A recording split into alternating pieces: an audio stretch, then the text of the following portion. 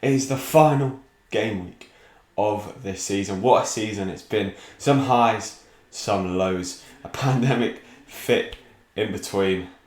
And well, I guess here we are, the final game week 38 plus.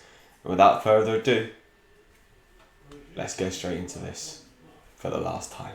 Just a quick heads up, if you are new around here, don't forget to hit that subscribe button. Really does help me out and only takes a couple of seconds. Okay, so you can see to my side here, we have all of the fixtures that are happening at the same time this weekend. Saturday, 4 p.m. It's going to be exciting. We've got plenty of crunch games. We've got relegation battles, Champions League battles, Europa League battles, in fact.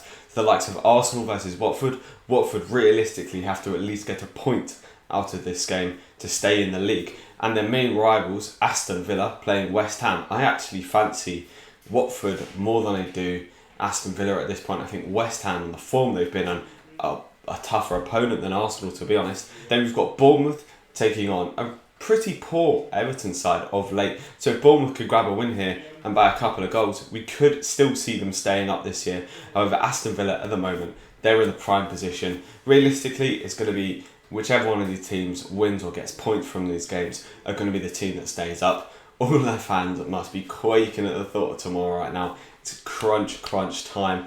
A few weeks back, you wouldn't have said that you thought Aston Villa would stay up, but now it's looking like they have a very good chance of doing so. At the higher end of the table, we have the likes of Chelsea, Manchester United, Leicester, all scrapping it out for those Champions League spots. Chelsea, after that, what was a great performance against Liverpool. They really took it to Liverpool. Unfortunate they couldn't win that game. They only need 1 point against Wolves to make it into the Champions League.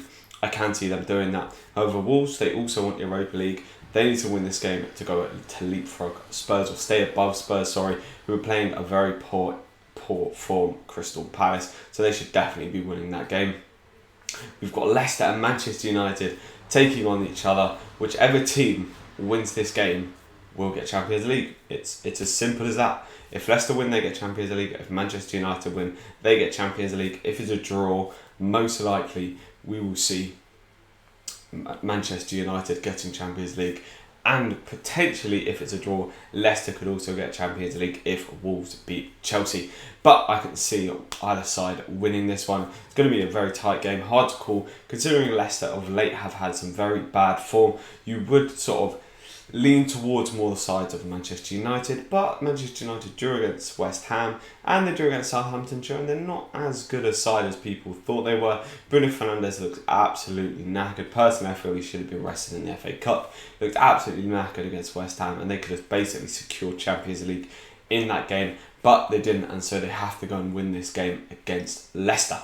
So, with all these fixtures being said, what does that mean for the fantasy? So here is a first glimpse at my fantasy team. Now I do have one free transfer and I'm very much debating what I'm going to do with it. I could bring another Manchester City player, the likes of Sterling. Well, if I'd have to actually take a -4 to bring in Sterling, the likes of Mahrez, the likes of Bernardo Silva, Walker, Mendy, so many different options there. Could also bring in the likes of a Burnley defender. Could punt even on a Bournemouth attacker. I don't mind that one bit at all because I feel like Bournemouth are really going to want to win. Or the likes of Troy Deeney. Troy Deeney's got a very good record against Arsenal, and Watford need to get something out of this game. So I don't mind the likes of Troy Deeney either. This is what the team is looking like going into the last game week with a 3-5-2 formation. Likely, probably now at this stage, I will play Wan-Bissaka. I don't particularly want to. I'm kind of regretting not changing to Eric Peters. Instead, I went for Wood.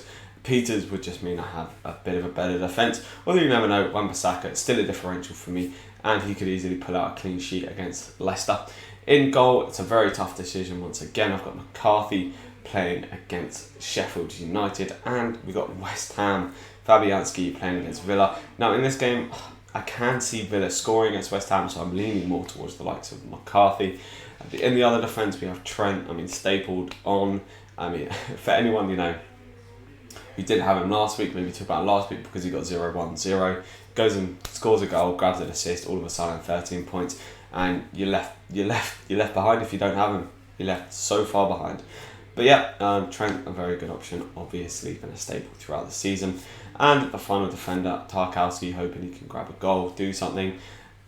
Yeah, it's a pretty decent defence, 3 at the back. Then the midfield is really well. I'm hoping to bring my points in. David Silva, probably going to end up with the armband for me. It's his last game, going to be on all set pieces and penalties. So, yeah, it's a bit of a no-brainer in my opinion. Bruno Fernandez, Martial, 2 very good players. Could potentially take out Martial or Bruno Fernandez. Still very much pondering over this one. Son, for me, playing against Crystal Palace, has a brilliant record against Crystal Palace. He's staying on the side. Kevin De Bruyne, another one that people are also debating taking out. He's playing a bit deeper now, and he's not been getting as many points as we've seen him get in the past. But with Kevin De Bruyne, he's been the player of the year in my opinion, and being as good a player as he is, can easily pop up with plenty of points. Then that leads us to the final 2 players in the team.